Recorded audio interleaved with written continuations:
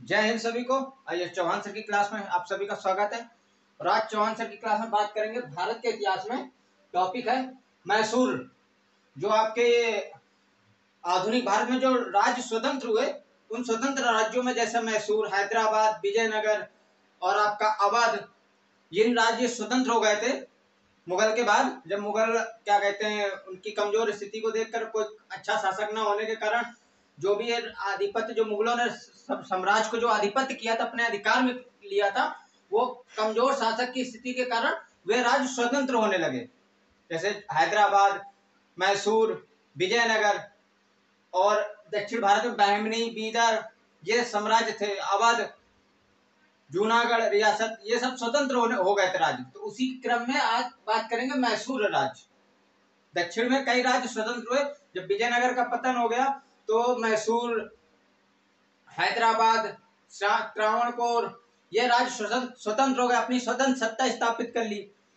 स्थानीय शासक थे, इन्होंने अपने आप को मजबूत किया और अपनी सत्ता स्थापित की। तो उसमें से हम बात करेंगे मैसूर राज्य। दक्षिण भारत का एक राज्य है कि ये इसलिए महत्वपूर्ण है क्योंकि इस पर फ्रांसीसियों ने भी अधिकार करने का प्रयास किया, मराठों ने भी इस पर अधिकार किया, प्रयास किया कि इनका आधिपत्य हो जाए, और अंग्रेजों ने भी इस पर अधिकार किया, करने का प्रयास किया। इस क्रम में अंग्रेजों का इसमें आंग्ल मैसूर युद्ध चला, 4 भाग में हुआ। आंग्ल मैसूर युद्ध आपका 4 भागों में डिवाइड हुआ। 4 बार इन्होंने अंग्रेजों से इनका युद्ध हुआ। मैसूर राज्य के शासक से 4 बार अंग्रेजों का युद्ध हुआ था, इसलिए और महत्वपूर्ण था। और इसमें सबसे अंग्रेज और टीपू सुल्तान जो शासक था आपका, हैदर अली और टीपू सुल्तान, ये महत्वपूर्ण थे। दक्षिण भारत में भारतीय राज का हिंदुत्व का मराठों के बाद, शिवाजी के बाद जो मराठे थे, उनके बाद दक्षिण भारत में मैसूर राज्य में भारतीयों का एक वृक्ष था, एक समझ लीजिए हिंदुत्व का, टीपू सुल्तान। तो इसलिए और ये महत्वपूर्ण रखता है। इसको पढ़ने से पहले जो लोग भी इस चैनल में नए हो, चैनल को लाइक करें, शेयर करें, सब्सक्राइब करना मत भूलें, चैनल पे बने रहें। आइए बात करेंगे मैसूर, अंग्रेज और टीपू सुल्तान, हैदर अली और टीपू सुल्तान के बारे में डिस्कस करेंगे। फिर हम पढ़ेंगे आंग्ल मैसूर युद्ध, 4 भागों में हुआ। इनको एक एक करके देखेंगे और महत्वपूर्ण है क्योंकि ये बहुत महत्वपूर्ण है। पिछले आपके पीसीएस एग्जाम में भी प्रश्न पूछा गया था और आईएएस में भी पूछा गया था। आईएएस 2021 में भी इससे प्रश्न पूछा गया था। तो महत्वपूर्ण है मैसूर राज्य क्योंकि स्वतंत्र सत्ता स्थापित हुई थी, स्वतंत्र राज्य स्थापित हुए थे। मैसूर, हैदराबाद, अवध, इनसे प्रश्न पूछे जाते हैं आधुनिक भारत में। तो बात करेंगे मैसूर। मैसूर की स्थापना कैसे हुई, पहले थोड़ा सा इसकी ऐतिहासिक पृष्ठभूमि देखिए। मैसूर आपका ये जो तालीकोटा का युद्ध हुआ था 23 जनवरी 1565 को, समझिए, इसको भी याद रखिएगा। 23 जनवरी 1565 ईस्वी को तालीकोटा का युद्ध हुआ था। इसमें विजयनगर एक तरफ था और दूसरी तरफ दक्षिण भारत के बहमनी, बीदर और बरार, ये राज्य मिलकर विजयनगर के अगेंस्ट विरोध में युद्ध हुआ था इनका, जिसमें विजयनगर की पराजय हुई थी। जब विजयनगर की पराजय हो जाने के बाद विखंडन हो गया, विभाजित हो गया, बट गया, तो उसमें से एक मैसूर राज्य बना। फिर एक उसमें मैसूर राज्य बना। तो उसमें कब 23 जनवरी 1565, 23 जनवरी 1565 ईस्वी को तालीकोटा का युद्ध हुआ था। इस युद्ध में विजयनगर की पराजय हुई। दूसरी तरफ से बरार, बीदर, बहमनी, ये राज्य थे। इन्होंने मिलकर विजयनगर साम्राज्य को पराजित किया था और विजयनगर विखंडित हुआ। साम्राज्य विखंडित होने के बाद वेकंठ द्वितीय के समय 1612 ईस्वी में एक स्वतंत्र राज्य स्थापित हुआ और उस स्वतंत्र राज्य में मैसूर था। एक मैसूर राज्य स्थापित हुआ। मैसूर पर वाड़ियार वंश का शासन था। वाड़ियार मैसूर ये राज्य स्थापित हुआ और इस पर वाड़ियार राजवंश का शासन था। और कहा जाता है कि मैसूर जो था, जैसा बता रहे हैं, ये विजयनगर का एक भाग था। विखंडित हुआ, विभाजित हुआ, बट गया पराजय के बाद। सबने अपनी अपनी स्वतंत्र सत्ता स्थापित करने शुरू की, उसमें मैसूर था। और यह तालीकोटा का युद्ध कब हुआ? 23 जनवरी 1565 को। इसको राक्षसी तंगड़ी का भी युद्ध कहा जाता है, बन्नी हट्टी का भी युद्ध कहा जाता है, ये भी याद रखिएगा। 3 नाम है इसके, तालीकोटा का युद्ध, राक्षसी तंगड़ी का युद्ध, बन्नी हट्टी का युद्ध। किसके विरुद्ध हुआ था? विजयनगर, और विरोध में उसके थे बरार, बीदर, बहमनी साम्राज्य। इन लोगों ने मिलकर विजयनगर साम्राज्य के विरोध में युद्ध किया, जिसमें विजयनगर पराजित हुआ, इसका विखंडन हुआ, विभाजित हुआ, जिसमें से एक स्वतंत्र राज्य मैसूर राज्य बना। इस पर वाड़ियार राजवंश का शासन था। इसके बाद 1704 ईस्वी में चिक्का देवराज ने औरंगजेब की अधीनता स्वीकार की। जब औरंगजेब दक्षिण भारत पे आया था विजिट करने दक्षिण भारत राज्यों को, और उसने चिक्का देवराज जो था इस मैसूर राज्य का शासक, इसने औरंगजेब की अधीनता स्वीकार कर ली। इसके बाद 18वीं शताब्दी में इस वाड़ियार राजवंश का शासक, अंतिम शासक चिक्का कृष्णराज द्वितीय इस वंश का अंतिम शासक था मैसूर पे। इसके बाद इस समय 18वीं शताब्दी में मैसूर में वाड़ियार राजवंश का अंतिम शासक चिक्का कृष्णराज द्वितीय जो था, इस समय इसके शासन की जो वास्तविक शक्ति थी दो मंत्रियों के हाथ में थी, नंजराज और देवराज के हाथ में थी। ये दो मंत्री थे इसके समय, नंजराज और देवराज, इनके हाथों में थी। इसके बाद मैसूर इस समय जब ये दो मंत्रियों के हाथ में वाड़ियार राजवंश मैसूर राज्य की शासन की सारी शक्ति इन दो व्यक्तियों के हाथ में आ गई, नंजराज और देवराज के हाथ में। उस समय जो दौर था, इस समय मराठे, निजाम और फ्रांसीसी भी इस पर मैसूर पर अपना अधिकार करना चाह रहे थे। समझिए, मराठे, निजाम और फ्रांसीसी और अंग्रेज इस मैसूर पर अपना अधिकार करना चाहते थे, अपना आधिपत्य जताना चाहते थे, उसको अपने कब्जे में लेना चाहते थे। इस क्रम में मराठे और निजाम के बीच संघर्ष का केंद्र बना रहा मैसूर। इस क्रम में मराठा और निजाम के बीच संघर्ष का मुद्दा था ये मैसूर राज्य। इसके बाद मराठे इस पर मैसूर पर लगातार आक्रमण भी करते रहे, संघर्ष करते रहे और उस पर आक्रमण भी करते रहे। लगातार आक्रमण करने के कारण मैसूर राज्य की वित्तीय और राजनीतिक जो दृश्य ये कमजोर हो गया, क्योंकि निरंतर इस पर मराठे आक्रमण करते रहे, इसको अपने आधिपत्य पे लेते रहे। और उधर निजाम मैसूर को अपना मुगल प्रदेश मानकर, क्योंकि इस पर औरंगजेब ने इसकी अधीनता स्वीकार की थी, किसने? चिक्का देवराज ने औरंगजेब की अधीनता स्वीकार कर ली थी। तो निजाम जो थे वो मैसूर को मुगल प्रदेश मानकर इस पर अपना अधिकार जताते थे। मराठे इस पर मैसूर पर लगातार आक्रमण करते रहे, संघर्ष करते रहे, तो उसकी वित्तीय और राजनीतिक स्थिति कमजोर हो गई। इस क्रम में नंजराज और देवराज, इनके हाथों में सारी सत्ता की शक्ति इनके हाथों में थी। प्रधानमंत्री नंजराज थे इस समय। तो ये पृष्ठभूमि हो गई मैसूर की, कि मराठे लगातार आक्रमण करके उसकी वित्तीय और राजनीतिक दृष्टि उसको कमजोर कर दिया। निजाम उसको मैसूर को मुगल प्रदेश मानकर अपना अधिकार समझते थे, और इन पर निरंतर मराठों, निजाम और फ्रांसीसियों पर निरंतर संघर्ष चलता रहा। इसके बाद हैदर अली पृष्ठभूमि थोड़ा सा हैदर अली का बेसिक समझिए। हैदर अली का जन्म 1722 ईस्वी में मैसूर के कोलार जिले में एक साधारण से परिवार में हुआ था। पिता का नाम फतेह मोहम्मद था और ये मैसूर के किले में सैन्य अधिकारी थे। इनकी पिता हैदर अली के पिता की मृत्यु 1728 ईस्वी में हो गई। इसके बाद हैदर अली का जैसे तैसे पालन पोषण हुआ और बड़े होकर हैदर अली ने नंजराज के यहाँ साधारण सैनिक, क्योंकि मैसूर के बताए सारी शक्तियां इनके हाथ में थी, तो नंजराज इस समय प्रधानमंत्री थे। तो हैदर अली ने नंजराज के यहाँ साधारण सैनिक के रूप में काम किया, नौकरी की। इसके बाद नंजराज जो प्रधानमंत्री थे, हैदर अली के युद्ध कौशल से प्रभावित होकर नंजराज ने हैदर अली को डिंडीगुल का फौजदार बना दिया। भाई मैसूर का प्रधानमंत्री था, तो प्रधानमंत्री नंजराज ने हैदर अली के युद्ध कौशल से प्रभावित होकर हैदर अली को डिंडीगुल का फौजदार बनाया। फौजदार बनने के बाद हैदर अली ने दो महत्वपूर्ण कार्य किए। पहला कार्य, अपनी निरक्षरता के कारण, मतलब ये पढ़ा लिखा नहीं था, तो उसकी कमी को पूरा करने के लिए उसने खांडे राव नामक ब्राह्मण को अपना सलाहकार नियुक्त किया। दूसरा, अपनी सेना को आधुनिक ढंग से प्रशिक्षित करने के लिए अपनी सेना में फ्रांसीसी अधिकारियों की नियुक्ति की। भाई उनके तौर तरीके फ्रांसीसी अधिकारियों, बताया आपको कि जो मैसूर था वो मराठा, निजाम और फ्रांसीसियों के बीच संघर्ष का मुद्दा था, केंद्र बना हुआ था। तो फ्रांसीसियों को अपनी सेना में इसने शामिल किया, फ्रांसीसी अधिकारियों को अपनी सेना में रखा और उनसे तकनीकी कौशल सीखा।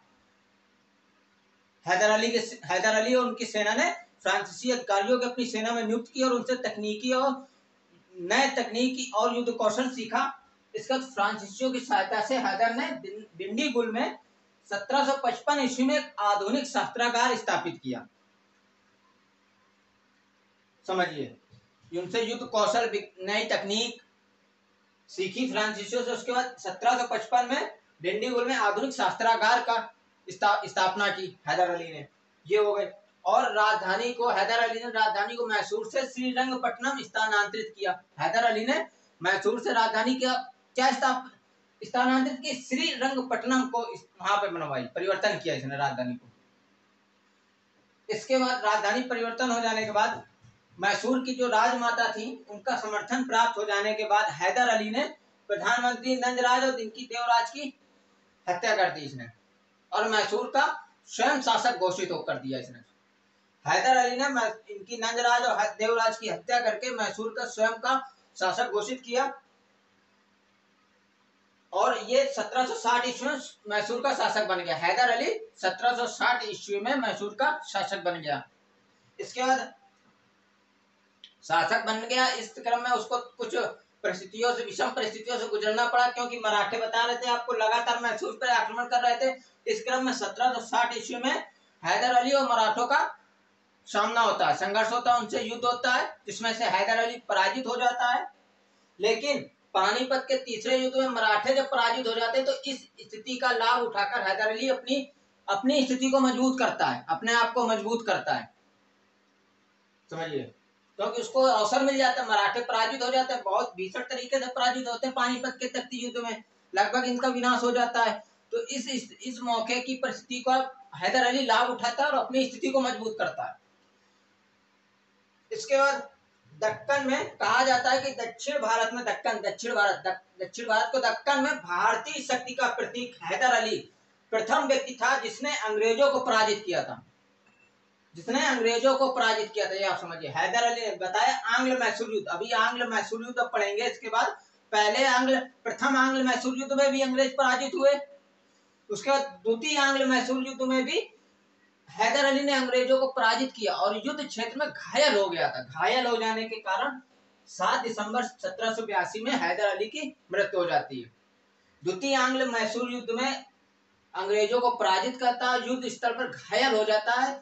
उस घायल हो जाने के कारण 7 दिसंबर 1782 में हैदर अली की मृत्यु हो जाती है, और इसका पूरा उत्तरदायित्व जो है फिर वो टीपू सुल्तान के ऊपर आता है। फिर आगे वो टीपू सुल्तान जारी रखता है। लेकिन बताते हैं कि दक्कन में भारतीय शक्ति का प्रतीक था हैदर अली, जिसने अंग्रेजों को समझ लो पराजित किया था। अब समझिए, अंग्रेजों को पराजित करने वाला प्रथम व्यक्ति था हैदर अली, और एक बार नहीं 2 बार। प्रथम आंग्ल मैसूर युद्ध में भी अंग्रेजों को पराजित किया, फिर द्वितीय आंग्ल मैसूर युद्ध हुआ, उसमें भी अंग्रेजों को पराजित किया। युद्ध स्थल में घायल हो गया था, पूरी तरह से घायल हो जाने के कारण 7 दिसंबर 1782 ईस्वी में हैदर अली की मृत्यु हो जाती है। इसके बाद उसका उत्तरदायित्व टीपू सुल्तान के ऊपर आता है। उसमें भी वो भी 2 युद्ध, तृतीय आंग्ल मैसूर युद्ध लड़ता है अंग्रेजों से, चतुर्थ आंग्ल मैसूर 2 युद्ध वो लड़ता है, 2 युद्ध ये लड़ते हैं। तो अब बात करेंगे आंग्ल मैसूर युद्ध। ये था हैदर अली, मैसूर की पृष्ठभूमि, हैदर अली की पृष्ठभूमि। अब बात होती है यहाँ पे हैदर अली अंग्रेजों से टक्कर लेता है, युद्ध करता है, तो जिसको प्रथम आंग्ल मैसूर युद्ध कहा जाता है। उसमें हैदर अली का सामना अंग्रेजों से होता है, संघर्ष होता है अंग्रेज, क्योंकि यहाँ पे अपनी स्थिति को मजबूत कर लेता है। मराठे तो पूरी तरह से यहाँ पे समाप्त हो जाते हैं, क्योंकि मराठे यहाँ पे पानीपत के तृतीय युद्ध में मराठे की पूरी तरह से यहाँ से समाप्त हो जाते हैं। तो मराठों का इन पर संघर्ष होना तो अब खत्म हो गया, तो अब ये अपने स्थिति को मजबूत कर लेता है।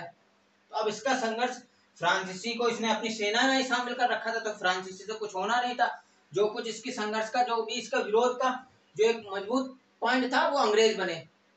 अब इसने अंग्रेजों से युद्ध किया, अंग्रेजों से इसका हैदर अली का युद्ध होता है, क्योंकि अंग्रेज भी इस पर मैसूर पे अपना अधिकार करना की चाह रहे थे, संघर्ष कर रहे थे। तो हैदर अली और अंग्रेज, अब इनका आमना सामना होता है, जिसको प्रथम आंग्ल मैसूर युद्ध के रूप में जानते हैं। तो अब आइए इस पर बात करते हैं। अब हैदर अली की मृत्यु हो जाने के बाद मैसूर का उत्तरदायित्व उसके पुत्र टीपू सुल्तान पर आ जाता है। लेकिन उससे पहले बात करेंगे अंग्रेज और हैदर अली के बीच जो युद्ध हुए उसको चर्चा करते हैं।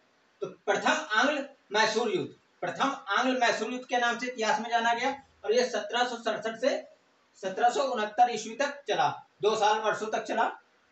यह युद्ध जो था प्रथम आंग्ल मैसूर युद्ध अंग्रेजों की आक्रामक नीति का परिणाम था। जैसा बताया आपको कि मैसूर पे मराठे निजाम, फ्रांसीसी और अंग्रेज संघर्षरत थे इस पर अपने अधिकार को करने के लिए, जिसका सामना हैदर अली करता है। इसके बाद अंग्रेजों को करारा जवाब देने के लिए हैदर ने निजाम और मराठों से संधि की और एक संयुक्त सैनिक मोर्चा बनाया, संयुक्त सैनिक टुकड़ी बनाई। और हैदर के नेतृत्व में जो संयुक्त सैनिक टुकड़ी बनी थी, सेना बनी थी, उसके नेतृत्व में अंग्रेजों के मित्र राज कर्नाटक पर आक्रमण करता है। किंतु 1767 ईस्वी में हैदर और निजाम जो इसकी संयुक्त सेना थी वो तिरुवन्नमलाई के संगम में अंग्रेजों से पराजित हो जाती है। लेकिन ये हार नहीं मानता, पराजित होकर फिर आता है तो निजाम यहाँ से हैदर अली का साथ छोड़कर अंग्रेजों के साथ हो जाता है। लेकिन हैदर अली फिर भी लगा रहता है, अंग्रेजों से मुकाबले के लिए अपनी सेना को मजबूत करता है और हैदर अली ने मंगलोर पर आक्रमण करके अंग्रेजी सेना को पराजित करता है।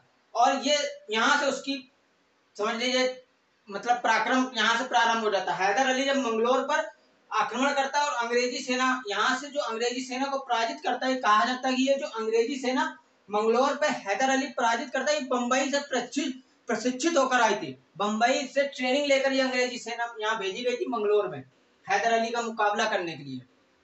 हैदर अली ने मंगलोर पर आक्रमण किया और बंबई से आई प्रशिक्षित अंग्रेजी सेना को बुरी तरह से पराजित किया और मद्रास तक पीछे ढकेल दिया।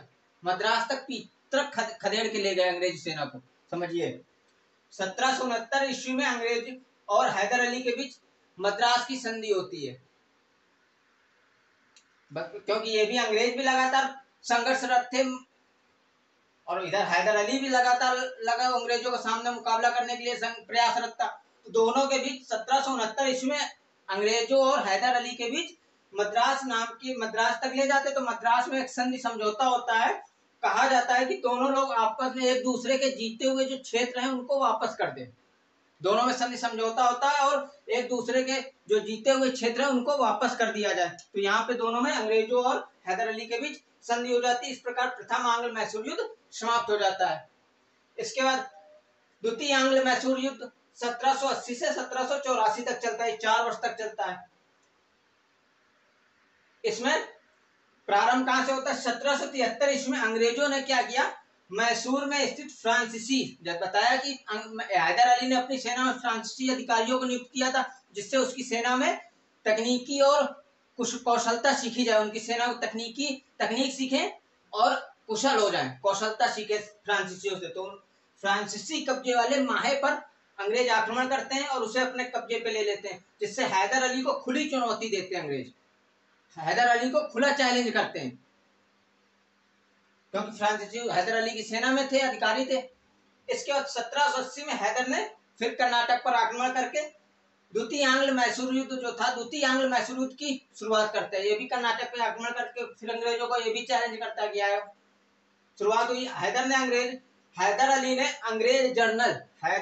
अंग्रेज जनरल बेली को बुरी तरह पराजित करता और आरकाट पर अधिकार करता है। समझिए 1780 में हैदर अली द्वितीय आंग्ल मैसूर युद्ध की शुरुआत करता है कर्नाटक पे आक्रमण करके और अंग्रेज जनरल बेली को बुरी तरह पराजित करता है, आप समझिए, और आरकाट पे अधिकार कर लेता है हैदर अली। इसके बाद 1781 में हैदर का सामना अंग्रेज जनरल आयरकूट से होता है। आयरकूट को वारेन हेस्टिंग्स हैदर अली के विरुद्ध में भेजता है। वारेन हेस्टिंग्स आयरकूट को इसमें यहाँ भेजता है मैसूर में अंग्रेज जनरल बना के और उसका कहता है कि हैदर अली को कुचल के रख दे, पराजित करे, उसका सामना करे, उसको कुचल के रख दे। आयरकूट ने हैदर अली को पोर्टनोवा के युद्ध में पराजित किया। इसमें आयरकूट ने हैदर अली को पराजित किया। कहां पे?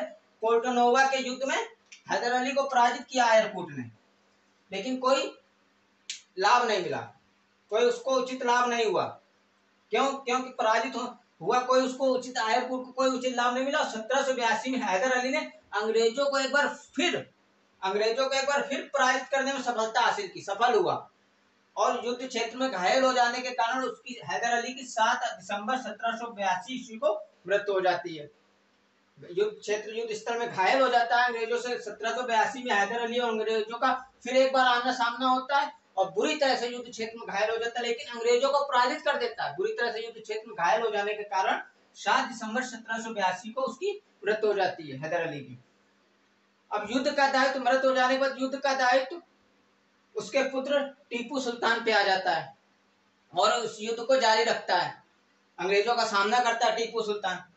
टीपू सुल्तान ने अंग्रेजी सेना के ब्रिगेडियर मैथ्यूज को 1783 ईस्वी में बंदी बना लेता है। 1784 में युद्ध को जारी रखता है और अंग्रेजों और टीपू सुल्तान के बीच फिर मंगलोर की संधि होती है। ये भी मंगलोर की संधि होती है और इसमें भी दोनों एक दूसरे के जीते हुए क्षेत्र को वापस कर देते हैं। इसके बाद तीसरा आंग्ल मैसूर युद्ध होता है। तृतीय आंग्ल मैसूर युद्ध 1790 से 1792 ईस्वी में, ये अंग्रेज और टीपू सुल्तान के बीच होता है। तृतीय आंग्ल मैसूर युद्ध। इस तृतीय आंग्ल मैसूर युद्ध जो होता है, इसमें श्रीरंगपट्टनम संधि के माध्यम से 1792 ईस्वी में श्रीरंगपट्टनम की संधि होती है, जो अंग्रेज और टीपू सुल्तान के बीच होती है और टीपू सुल्तान को अपने राज्य का आधा हिस्सा अंग्रेजों को और उसके सहयोगियों को देना होता है। इस संधि श्रीरंगपट्टनम संधि 1792 ईस्वी के माध्यम से टीपू सुल्तान को अपने राज्य का आधा हिस्सा अंग्रेजों को देना पड़ता है। और इसमें यह कथन पूछा गया था आपके पीसीएस एग्जाम में कि लॉर्ड कॉर्नवालिस ने एक कथन यहाँ पे कहा था तृतीय आंग्ल मैसूर युद्ध में, जो कि 1790 से 1792 ईस्वी में हुआ और 1792 ईस्वी में श्रीरंगपट्टनम संधि समझौते के माध्यम से तृतीय आंग्ल मैसूर युद्ध समाप्त होता है और टीपू सुल्तान को अपने राज्य का आधा हिस्सा अंग्रेजों को देना होता है। तो इसमें लॉर्ड कॉर्नवालिस का कथन प्रचलित हुआ था कि कहा था, बिना अपने मित्रों को शक्तिशाली बनाए हमने अपने शत्रु को कुचल के रख दिया है। ये लॉर्ड कॉर्नवालिस ने तृतीय आंग्ल मैसूर युद्ध में कहा था। चतुर्थ आंग्ल मैसूर युद्ध 1799 ईस्वी में होता है। इसमें अंग्रेजी सेना का नेतृत्व वेलेजली हैरिस और स्टुअर्ट करते हैं। अंग्रेजी सेना का नेतृत्व वेलेजली हैरिस और स्टुअर्ट करते हैं और उसका सामना टीपू सुल्तान करता है। 4 मई 1799 ईस्वी में अंग्रेजों और टीपू सुल्तान का भयंकर भीषण युद्ध होता है और युद्ध करते हुए टीपू सुल्तान युद्ध क्षेत्र में मारा जाता है। 1799 4 मई 1799 को टीपू सुल्तान युद्ध क्षेत्र में मारा जाता है। इसमें कहा जाता है कि चतुर्थ आंग्ल मैसूर युद्ध में जब अंग्रेजों से युद्ध होता है, इस क्रम में अंग्रेजों का सामना करने के लिए उसने टीपू सुल्तान ने अंग्रेजों से मुकाबला करने के लिए अंतरराष्ट्रीय सहयोग मांगा और कहा जाता है कि उसने नेपोलियन को भी पत्र व्यवहार किया था। नेपोलियन से भी सहायता मांगी थी। नेपोलियन को भी पत्र लिखा था टीपू सुल्तान ने और अंतरराष्ट्रीय स्तर पर सहयोग लेने का टीपू सुल्तान ने प्रयास किया था, लेकिन सफलता नहीं मिली। अंततः उसे अंग्रेजों का सामना करना पड़ा और 4 मई 1799 ईस्वी में अंग्रेजों से युद्ध करते हुए युद्ध क्षेत्र में टीपू सुल्तान मारा गया। तो दक्षिण भारत का जो है भारतीय का जो ब्रज था, जो स्वतंत्रता का जो ब्रज था, टीपू सुल्तान ने आगे जारी रखा। इस क्रम में 4 मई 1799 को अंत हो जाता है। फिर इस पर मैसूर पे वाड़ियार वंश का शासन हो जाता है। वाड़ियार वंश, अंग्रेज इसको अपने अधीनता में वाड़ियार राजवंश के किसी एक शासक को शासक बनाते हैं और शासन करते हैं, लेकिन वो अंग्रेजों के संरक्षण में शासन करता है, क्योंकि मैसूर पे किसका राज्य हो जाता है? अंग्रेजों का राज्य हो जाता है, अंग्रेजों के अधिकार में आ जाता है। तो ये था आपका मैसूर, अंग्रेज और हैदर अली और टीपू सुल्तान और आंग्ल मैसूर युद्ध, जो 4 क्रम में हुआ। प्रथम आंग्ल मैसूर युद्ध 1767 से 1769 ईस्वी में अंग्रेज और हैदर अली के बीच, जिसमें हैदर अली विजित होता है, अंग्रेजों को पराजित करता है। द्वितीय आंग्ल मैसूर युद्ध 1780 से 1784 में। प्रथम आंग्ल मैसूर युद्ध मद्रास की